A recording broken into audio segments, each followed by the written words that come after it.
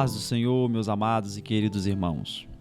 Aqui é o pastor Jolismar, dirigente da Assembleia de Deus no bairro Colina. Eu venho aqui para mais uma pré-aula para abençoar a sua vida. Você que é professor, você que é superintendente, eu tenho certeza que você já está se preparando para estar ministrando uma aula abençoada na escola dominical, aí na sua congregação, aí na sua igreja. Nós estamos aqui para dar uma pequena ajuda para que você, professor ou superintendente, venha se preparar para a tua aula. Nós sabemos e já falamos, tá?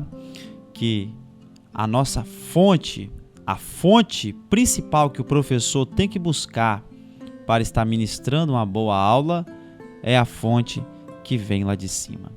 Professor, antes de se preparar, dobre os seus joelhos, pede ao Espírito Santo de Deus para que ele possa descer sobre você e te dar uma palavra abençoadíssima para que você venha estar ministrando uma boa escola dominical. Amém? Nós estamos aqui nesse trimestre, o terceiro trimestre de 2022. Que lição abençoada nós tivemos domingo passado na nossa congregação, né? Nossa lição de hoje, a lição de número 2, que o título vai dizer a sutileza da banalização da graça. Nós estamos estudando sobre os ataques contra a igreja de Cristo, né? Se estamos sofrendo ataques, então não podemos em nenhum momento, né, professor, é bom deixar bem claro em sala de aula. Se estamos sofrendo ataques, né, então não podemos ficar sem as nossas armaduras espirituais, né? Falamos muito isso em sala de aula, na nossa lição passada. Graças a Deus foi uma bênção, tá? Os alunos participaram, gostaram muito da aula. O nosso superintendente, como iniciou um trimestre, né? Ele fez até algo assim que me chamou muita atenção, fez uma dinâmica, distribuiu algumas premiações, né? Eu achei isso muito importante. Olha, superintendente, ele tem que ficar atento, né? Eu estou aqui dando um conselho, né? Aqui é uma pré-aula. Estamos em um ambiente um ambiente estudantil, né? Onde todos nós estamos aqui para aprender, inclusive eu. Olha, eu dou um conselho para o superintendente. Ou no começo do trimestre, ou no final, é importante o superintendente sempre fazer algumas premiações, tá? Para estar incentivando os alunos, né? Tem aqueles alunos que não faltam, ele vem, mesmo embaixo de chuva, pode estar o tempo que for, que mesmo assim ele vem, marca a presença na escola dominical, né? Então é sempre bom o superintendente presentear alunos, né, que tem menos falta ou que não tem falta, alunos que participam da aula, né? É sempre bom. Então fica aí a dica para o superintendente, amém? Voltando para a nossa lição, que é a lição de número 2. A sutileza da banalização da graça. Querido, nós conversamos que é sempre bom nós explorarmos os títulos, né? Não é bom ficar preso no título, mas é bom explorar o título, porque o título ele já é um chamativo para que a classe já venha começar a focar na aula que o professor vai estar ministrando. Então vamos lá. A sutileza da banalização da graça. Nós vimos na lição passada o quê? Que a sutileza é a forma que o adversário usa para poder atacar. Ele vai de uma forma sutil, né? De uma forma sutil. Aí o que acontece agora? Nessa lição ela nos traz o quê? A sutileza da banalização da graça. O que é banalização? É pegar, vamos dizer assim, um assunto sério e daquele assunto sério banalizar, né? Fazer uma bagunça com aquilo, né? E quando falamos em assunto sério, logo no nosso título, né? Já bem assim interessante, chamativo. O que é que o adversário tentou e ainda está tentando banalizar? Em alguns casos ele está conseguindo fazer isso. O que seria? a graça de nosso Senhor Jesus. Olha só, uma coisa tão importante o adversário está atacando, né? E como nós falamos na lição passada, quando estamos em guerra, sofremos ataque, não podemos fazer o quê? Cruzar os braços, né? Se estamos em guerra, temos que entender que somos soldados de nosso Senhor e Salvador Jesus Cristo. Jesus que nos chamou para nós militarmos na boa obra. Então, se nós estamos sendo atacados pelo adversário, logo nessa parte tão importante, na graça de nosso Senhor Jesus, então o que nós temos que entender? Como soldados, nós não podemos ficar parados. E não podemos ficar calados. Tá? É importante nós destacarmos isso, por quê? Porque independente qual seja o ambiente, o professor falar, né? É importante o professor ensinar isso. Independente qual seja o ambiente de trabalho, ambiente escolar, ambiente familiar, independente do ambiente social, qualquer ambiente que seja, se vir contra a palavra de Deus, se está vindo contra a palavra de Deus, né? É importante o professor destacar isso. Se está vindo contra, se o ataque está vindo contra a palavra, é importante nós em sala de aula dizer que não podemos ficar calados. Temos que contra-atacar. E contra-atacar como? Com a própria palavra. Amém? Glória a Deus. Vamos lá? Textual. Porque pela graça sois salvos por meio da fé. Isso não vem de vós, é dom de Deus. Efésios 2, versículo 8. Verdade prática, a graça de Deus não é barata. Ela requer arrependimento, novo comportamento, ou seja, nova vida em Cristo. Que bênção, hein? Vamos lá para a nossa introdução. Nessa lição estudaremos sobre a graça de Deus, né? Não há dúvida de que nos últimos anos os cristãos têm demonstrado maior interesse em conhecer melhor a doutrina da graça de Deus, né? Observe uma coisa, meus irmãos. Nos últimos dias nós estamos vendo interesse, isso é importante, né? O problema é quando não tem o interesse, tá? Em se aprofundar nesse assunto. Amados, a palavra do Senhor, ela é ela é um mar para que eu e você viemos mergulhar, cada vez mais mergulhar na palavra e termos mais, nos encher do conhecimento da graça de Deus através da palavra. A palavra está aí para nós, para ser o nosso manual de vida. Todo fabricante, observe uma coisa, todo fabricante, quando ele cria, ele bota junto o quê? O manual, né? O nosso Criador nos deixou o nosso manual, que é aqui a palavra, tá? Então vamos lá. No último parágrafo aqui, ó. Nesse aspecto, pode-se dizer que a doutrina da graça tem sido mal compreendida, portanto, mal assimilada. Então, nessa lição nós vamos estudar esses aspectos. O quê? A graça de Deus sendo mal compreendida e até mesmo por muitos cristãos, tá? Mas vamos lá. Compreendendo a graça divina, né? A graça divina. Ao se afirmar que a graça divina se quer dizer com isso que a sua origem está inteiramente em Deus, foi ele quem quis agir com graça. O testemunho bíblico é que aprove a Deus salvar os homens. Isso significa que a origem da graça, bem como iniciativa da salvação. Olha que interessante, como a origem da graça como iniciativa da salvação. É o ato de Deus. Observe uma coisa. No finalzinho aqui, no último parágrafo, vai dizer assim: ninguém pode salvar a si mesmo, né? Como o autor mesmo deixou bem explicado aqui, a graça, ela é divino. Ela é algo divino, tá?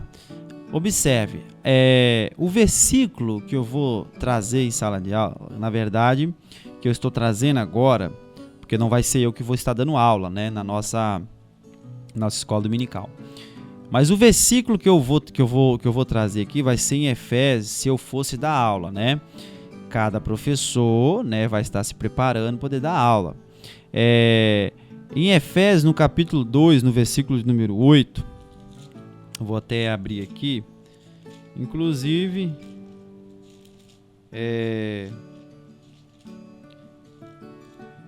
Efésios capítulo 2, verso de número 8.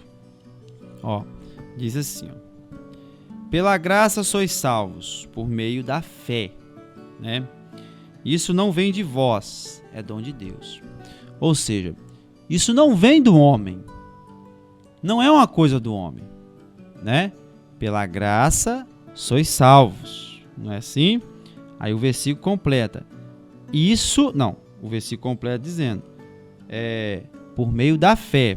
Aí ele fala, isso não vem de vós, ou seja, isso não vem de homem, tá? Porque a origem da graça não é terrena, a origem da graça não é coisa do homem, a origem da graça, ela é divina, ela é de Deus, tá? Por isso que nós temos que compreender que a salvação é algo de Deus para nós, tá? É algo de Deus para as nossas vidas. Não nós que estamos fazendo alguma coisa para que nós viemos ter esse mérito, tá? Então fica aí a dica no Efésios 2, versículo 8, né? Pela graça sois salvos, né? Isso não vem de vós. Isso não vem do homem, e sim de Deus, tá bom? Ponto 2. A graça é imerecida, né? Aí tem aqui o segundo parágrafo. Isso significa que ninguém merecia, é uma realidade, tá? Ninguém merecia, tá? O que acontece? A graça, meus queridos, ela não é um prêmio, tá? A graça não é mérito, né? Não é porque é fulano de tal, não é porque fulano tá fazendo lá, não sei o que. Não, a graça não é isso, tá? Se a graça olha aqui, olha o que muitas religiões às vezes pregam e ensinam. Que a graça de Deus, ela é o quê? Ela é pelas obras, né? Que a salvação é pela obra, né? Não é mérito. A salvação, né? A gente não merecia, mas fomos agraciados. Você já viu aquela pessoa que às vezes ela recebe algo na vida dela e a gente costuma às vezes não dizer com essas palavras, mas costuma dizer assim: nossa, ela foi agraciada pelaquilo ali. Por quê? Porque ela não tinha como alcançar aquilo ali. Era algo que aquela pessoa não merecia, mas ela foi alcançada, ela foi agraciada, né? Ela não fez por onde para poder receber aquilo ali, tá? Ou seja, a salvação, a graça não é porque eu estou fazendo isso, porque eu estou fazendo aquilo, não. É porque eu fui agraciado, tá? Quer ver? Vamos continuar aqui em Efésios, igual nós estávamos lendo aqui. No Efésios, capítulo de número 2, lá onde nós estávamos mesmo. Efésios, um versículo bom para nós estarmos assimilando isso em sala de aula. Primeiro nós falamos Efésios 8, que diz: porque pela graça sois salvos, né?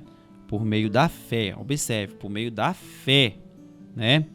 Aí tem, isso não vem de vós, é dom de Deus, ou seja, não vem do homem, tá? Isso é dom de Deus. Observe, não vem do homem, não é coisa do homem, vem de Deus, né? Aí olha o versículo 9. Não vem das obras, para que ninguém se glorie. Estão vendo aí? Não se compra a graça. A graça a gente se recebe sem merecer, né? Não se faz. Eu vou fazer tanto para me receber tanto da graça. Não é assim. A graça não é assim. É por isso que às vezes a sociedade comum, o homem comum não entende. Como que uma pessoa que às vezes leva uma vida, às vezes é um criminoso, às vezes leva a vida toda errada, e chega um ponto da vida que ele tem um encontro com Jesus, se liberta, se arrepende e daqui a pouco passa a ser uma nova criatura. Né? Às vezes as pessoas veem, elas não entendem aquilo ali. Por quê? Porque elas não entendem o que é a graça de nosso Senhor Jesus. Às vezes a pessoa pode perguntar assim, mas o ladrão na cruz, ele não merecia ir para o céu naquele momento, né? Observe, o ladrão na cruz, tinha 2 ladrões naquele momento. Um falou as suas palavras lá, né? Se você é o Cristo, salve-se a si mesmo, salve-se a nós, né? E o outro entendeu que Jesus estava ali, mas não era para Jesus estar ali. E ele falando de coração mesmo, né? Dizendo para o nosso Senhor Jesus, né? Para o nosso Senhor Jesus lembrar dele quando entrasse no paraíso. Jesus disse o que para ele? Hoje mesmo estará comigo no paraíso. Então quer dizer o quê? A sociedade que estava ali condenando aquele homem à morte, que estava ao lado de Jesus na cruz, ela jamais entenderia que a graça de nosso Senhor Jesus alcançaria aquele homem. Porque aquele homem estava tendo uma morte de cruz, né? Todos nós sabemos que a morte de cruz, a pessoa que tinha a morte de cruz era o quê? Era tido como maldito, né? A maldição lá, a pessoa que está lá na cruz, né? Maldito é aquele pendurado no madeiro. Então, aquele ladrão que estava na cruz estava recebendo uma condenação. E essa condenação, aos olhos humanos que estavam ali vendo ele sendo condenado e pagando pela pena dele, jamais entenderia que a graça de Jesus também alcançaria aquele tipo de pessoa, tá? Exemplo muito bom para se assimilar em sala de aula, tá bom? Ponto 2. A graça no contexto bíblico, tá? Aí, olha só, aqui deixa eu ver, primeiro parágrafo, segundo, terceiro, quarto, no 5º parágrafo, né? Que vai dizer, na verdade é o ponto 1 que nós estamos estudando, que ele fala assim, ó, a necessidade da graça. Irmãos, a necessidade da graça era urgente mesmo, tá? Nós vimos na nossa lição passada que com a queda do homem gerou consequências, o pecado entrou, né? Esse ponto aqui, ele é um ponto bem extenso, né? Se nós formos pegar aqui, ver várias coisas que tem nesse ponto, nessa pré-aula não vai dar tempo da gente explicar. Em sala de aula, o professor tem mais tempo para poder explicar, né? Mas nesse ponto aqui, que fala na necessidade da graça, ele vai relatar o seguinte, o quê? Que existia 2 pontos a se observar. Primeiro, houve a queda, o pecado entrou, houve consequências, se alastrou para a humanidade toda. Tem aquele versículo, né, que fala em Romanos 3, 23 e 24, que diz que todos pecaram, né, e destituídos da glória de Deus, né? Então, todos pecaram. Não existe um homem santo aqui na terra, né? O único santo é o nosso Senhor Jesus Cristo, que pisou aqui na terra, santo mesmo, né? Mas não existe um aqui na terra que não experimentou um pecado, né? A não ser o nosso Salvador. Então, todos pecaram. Aí o que ocorre com isso? Nesse ponto aqui, que vai dizer sobre a necessidade da graça, vai dizer o seguinte, que tem o amor de Deus em observar a questão do pecado e punir, né? E o amor de Deus não só em punir, mas também em salvar. Então aí que nós começamos a observar a necessidade da graça, né? Tem o pecado, a justiça de Deus, que não pode deixar o pecado impune, né? E a justiça de Deus também, que não pode deixar o homem morrer no seu pecado. Compreenderam? Aí observe aqui um versículo bom aqui, fora que eu já citei aqui, que Romanos 3, 23 e 24, é João 3,16, né? Que o amor de Deus foi tão grande, que deu o seu único filho que morresse por nós pecadores. Compreendeu? A justiça de Deus, né? De não deixar impune por causa do pecado, e a justiça de Deus também de não deixar o homem morrer no seu pecado. Interessante, hein? É um ponto muito extenso, né? Então, em sala de aula, o professor pode aperfeiçoar mais, né? Colocar mais alguns versículos, debater mais com os alunos, tá? Mas vamos lá. A extensão da graça. Olha aqui no segundo parágrafo, mais um pouquinho para frente. O segundo parágrafo. Diz assim: logo, o mais vil pecador, no lugar onde estiver, né, é amado por Deus. Por isso deve ser alcançado. Observe uma coisa. Já falamos um pouco sobre isso no ponto anterior, né? Lá citamos o exemplo do ladrão na cruz, né? Que a sociedade estava vendo como um ladrão, punindo, né? Estava tendo a morte de cruz, mas a sociedade ali jamais entenderia que a graça podia alcançar ele. Mas observe uma coisa. Nós falamos de um ladrão que estava lá na cruz. Mas e aquela pessoa que é um bom cidadão, trabalha, paga suas contas, mas porém de outra religião, não aceitou Jesus? O que você acha? Já pensou sobre isso? Né? Essa pessoa também necessita urgentemente da graça de Deus. Todos. A graça do nosso Senhor Jesus, ela vai alcançar todos. Ela não vai fazer distinção, tá? Ó, Romanos 3, vou abrir aqui rapidamente, né? Sei que a pré-aula é um pouco corrida, mas olha, Romanos 3, versículo de número 22. Vou ler aqui com vocês, ó. Isto é a justiça de Deus, pela fé em Jesus Cristo, para todos e sobre todos os que creem, porque não há diferença. Outras palavras vai dizer o quê? Não há distinção, tá? A justiça do nosso Senhor e Salvador Jesus Cristo, ela alcança todos, tá? Todos, a justiça de Jesus, tá? Não é a nossa justiça, a justiça de Jesus, tá bom? Todos, e não há distinção, tá? Não há diferença de pessoas, tá bom? A graça de nosso Senhor Jesus, ela alcança, tá? Alcança o próximo, alcança nós, alcança aquele outro ali, e ela não faz distinção de aparência, classe social e nenhum contrário, tá? Primeiro, né, é interessante destacar que Deus ele usa as coisas loucas para confundir as sábias. Olha, interessante, tá? Interessante essa palavra aí, mas a graça do nosso Senhor Jesus, ela se estende, tá bom? A todos.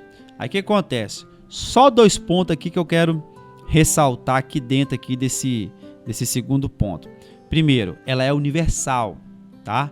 E não universalismo, tá?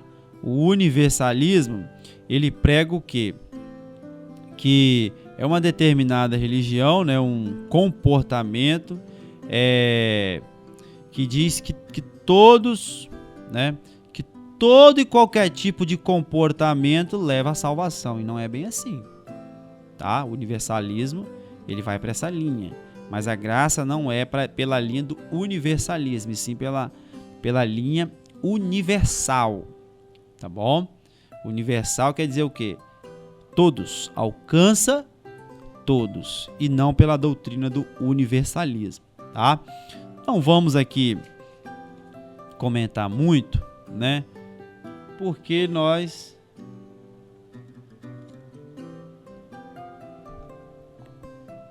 estamos aqui numa pré-aula, tá? Ponto 3, né? Ponto 3 diz assim: a graça no contexto da reforma. Olha, os nossos irmãos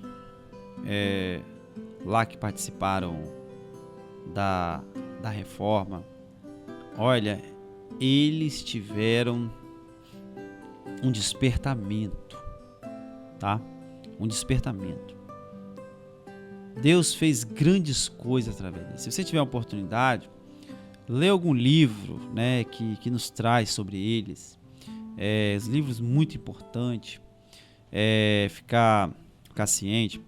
Hoje em dia a gente se estuda muito história por vídeos como YouTube, essas coisas assim. Essas coisas são boas, né?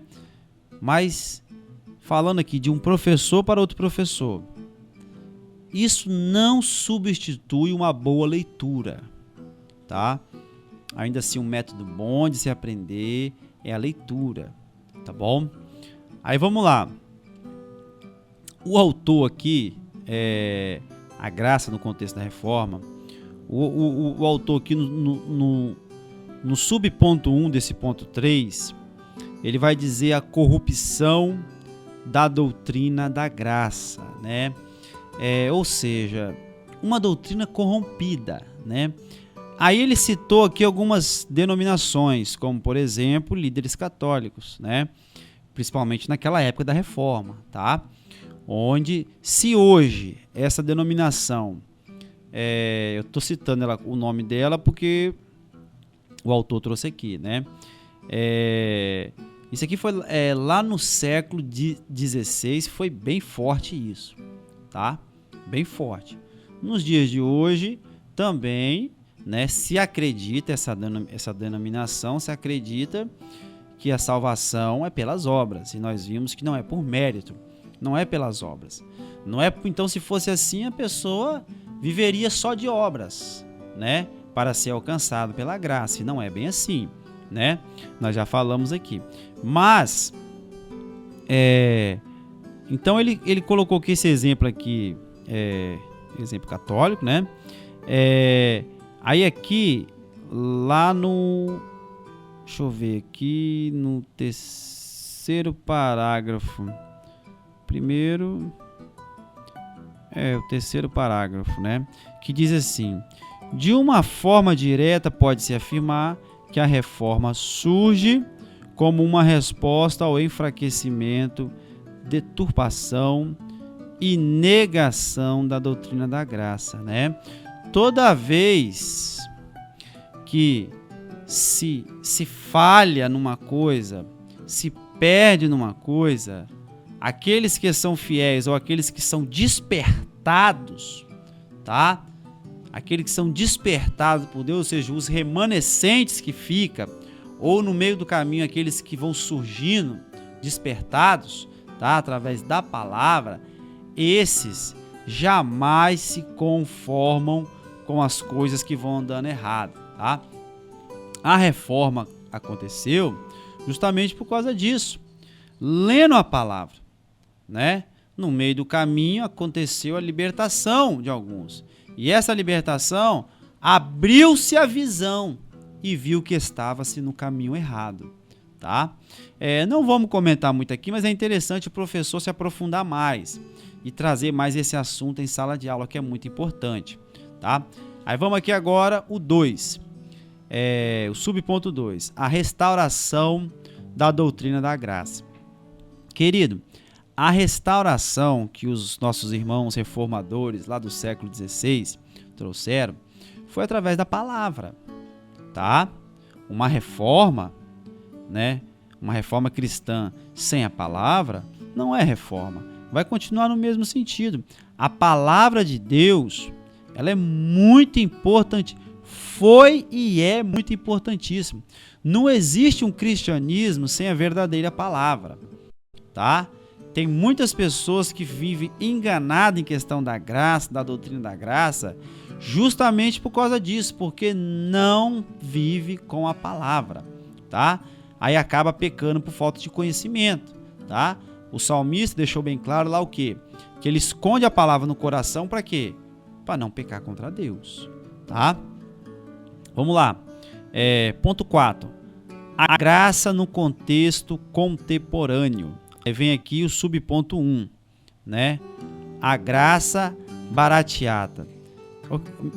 Meus irmãos, é importante destacar em sala de aula o seguinte, tá? O evangelho jamais deve se colocar numa posição que não depende da graça, tá? É importante o professor frisar isso em sala de aula, tá bom?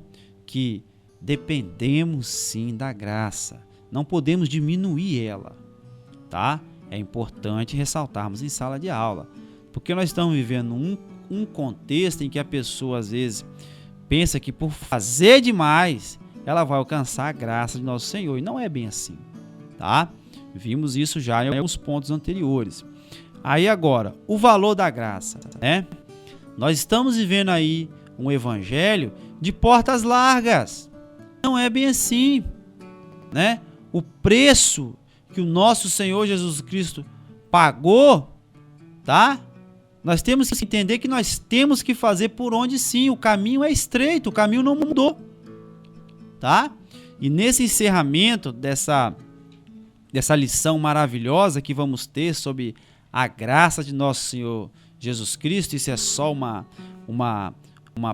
pré-aula. Eu tenho certeza que o professor que for estar ministrando essa lição, que ele está me ouvindo agora, né, ele vai se aprofundar mais, ele vai dialogar mais com seus alunos, vai trazer mais conhecimento para poder enriquecer, mas é importante nós destacarmos em sala de aula o quê? Que isto não vem do homem, tá? A graça vem de Deus. E nós temos que botar claro em sala de aula que somos total dependente da graça de nosso Senhor Jesus. Amém? Não esquece. Cita o exemplo do ladrão na cruz. Era um ladrão, mas ainda assim, né, foi alcançado pela graça de nosso Senhor Jesus. Amém? Meu querido, chegamos ao encerramento, né, dessa pré-aula, somente para te ajudar a enriquecer em alguma coisa, acrescentar no seu conhecimento, tá? Para que você venha ministrar uma boa aula. Agora eu quero fazer uma oração por você. Você que é professor, superintendente, eu tenho certeza que Deus, ele tem algo muito especial nessa escola dominical para a sua vida. Vamos orar? Senhor nosso Deus, muito obrigado, ó Pai. Senhor, eu quero pedir, meu Pai, pela tua misericórdia, que o Senhor venha abençoar, meu Pai, essa pessoa que está me ouvindo. Esse professor, esse superintendente, Pai. Meu Deus, que está se preparando para ministrar uma aula, meu Pai, na escola dominical que vai ser na sua congregação. Abençoa ele, Pai. Seja com ele, meu Pai. É o que nós te pedimos, Senhor. Em nome de Jesus. Amém. Que Deus abençoe, meus irmãos, tá? Não se esquece. Isso aqui é só uma pré-aula para poder ajudar. Mas a fonte principal é nós buscarmos do nosso Espírito Santo de Deus. Amém? Deus abençoe. Fique com Deus.